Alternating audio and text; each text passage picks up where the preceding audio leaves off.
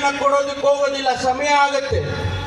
ಆದರೆ ಒಂದು ಮಾತನ್ನ ಜ್ಞಾಪಕ ಇಟ್ಕೊಳ್ಳಿ, ತುಮಕೂರು ಕಲೆಯ ನಾಡು, ಸಾಹಿತ್ಯದ ಬೀಡು.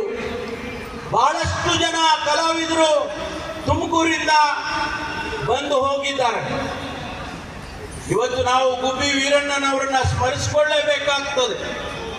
ಡಾಕ್ಟರ್ ರಾಜ್ಕುಮಾರ್ ಅವರು ಗುಬ್ಬಿ ವೀರಣ್ಣನವರ ಚನ್ನಬಸವೇಶ್ವರ ನಾಟಕ ಮಂಡಳಿಯಲ್ಲಿ ಕಲಿತದ್ದು, ರಾಷ್ಟ್ರದ ಪ್ರಖ್ಯಾತಿಯನ್ನ ಪಡೆದಂತವರು. ಇವತ್ತು ನಮ್ಮಲ್ಲಿ ಬೆಳ್ಳಾವಿಯ ನರಹರಿ ಶಾಸ್ತ್ರಿಗಳು ಅಂತೇಳಿ ಸಾಹಿತ್ಯಗಳನ್ನು ಬರೆದಂತವರು, ಅನೇಕ ಜನ ಕಲಾವಿದರು, ಶ್ರೀಮತಿ ಮಂಜುಳಾ ಅವರು, ಶ್ರೀ ನರಸಿಂಹರಾಜು ಅವರು ನಾಟ್ಯ ಹಾಸ್ಯ ನಟ, ಶ್ರೀ ಹಾಸ್ಯ ಚಕ್ರವರ್ತಿ ನರಸಿಂಹರಾಜು ಅವರು ನಮ್ಮೂರಿನವರು. ಇದೆಲ್ಲವನ್ನು ಕೂಡ ಆ ಯುವ ಪೀಳಿಗೆಗೆ ಉತ್ತೇಜನ ಮಾಡಬೇಕು ಅಂತ ಹೇಳಿ ನಾವು ಈ ದಸರಾವನ್ನು ಆಚರಣೆ ಮಾಡ್ತಾ ಇದ್ದೇವೆ. ಯಶಸ್ಸು ಆಗ್ತಾ ಇದೆ. ಇನ್ನೂ ಕೂಡ 5 ದಿವಸ ಬಾಕಿ ಇದೆ. ಅನೇಕ ಕಾರ್ಯಕ್ರಮಗಳನ್ನು ಆಯೋಜನೆ ಮಾಡಿದ್ದೇವೆ. 30ನೇ ತಾರೀಕು ಚಲನಚಿತ್ರ ನಟರಾಗಿರ್ತಕ್ಕಂಥ ಶ್ರೀ ರವಿಚಂದ್ರನ್ ಅವರು ಬರ್ತಾ ಇದ್ದಾರೆ, ಶ್ರೀಮತಿ ರಮ್ಯಾ ಅವರು ಬರ್ತಾ ಇದ್ದಾರೆ.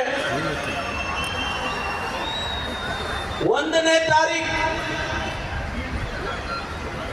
ಅನನ್ಯ ಭಟ್ ಅವರು ಮತ್ತು ಅನುರಾಧ ವಿಕ್ರಾಂತ್ ಅವರ ತಂಡದವರು ನೃತ್ಯವನ್ನ ಪ್ರದರ್ಶನ ಮಾಡೋದಕ್ಕೆ ನಮ್ಮೂರಿಗೆ ಬರ್ತಾ ಇದ್ದಾರೆ.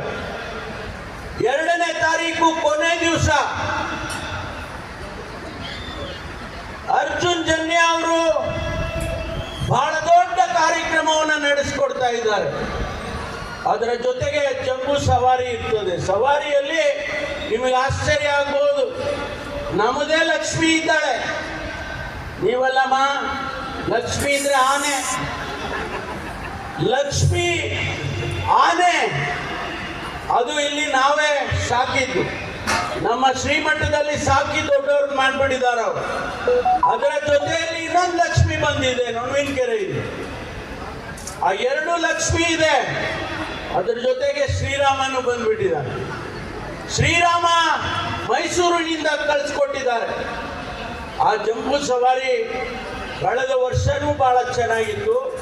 ಈ ವರ್ಷ ಇನ್ನೂ ಅದ್ಭುತವಾಗಿರುತ್ತೆ.